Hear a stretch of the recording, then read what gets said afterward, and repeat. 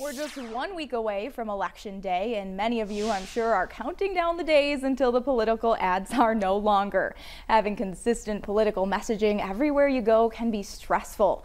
That's why licensed clinical psychologist Dr. Brian Weiland with Behavioral Health Clinic joins us today to help give us some advice to maybe ease that stress a little bit. Thanks for being here. Absolutely. Thanks for having me. Yeah, so what are some takeaways for maybe easing some of that stress or overwhelmed feeling? Yeah, so the research is pretty clear on this. When it comes to these large-scale events that we maybe have some part in, but not a lot of control, it's important to come back to what we do have control over. And so we may not be able to have a lot of say in what happens after we vote. We still have a lot of say in how we vote. And conversations that we have with friends and family, we have a lot of say as to how those go. The way that what we end up consuming as far as social media or media in general, we have a lot of say in that.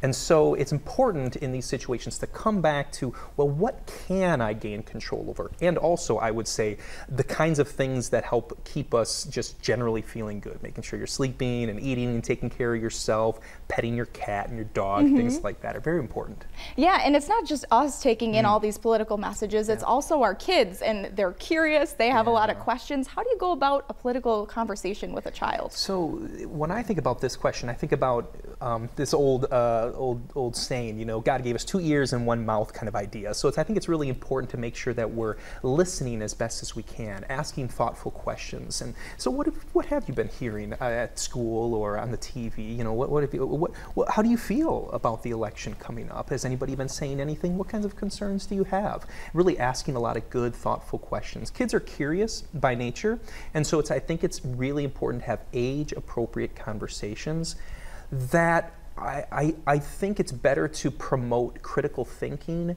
and encourage that curiosity rather than point to this way or that way when we talk to our kids about this.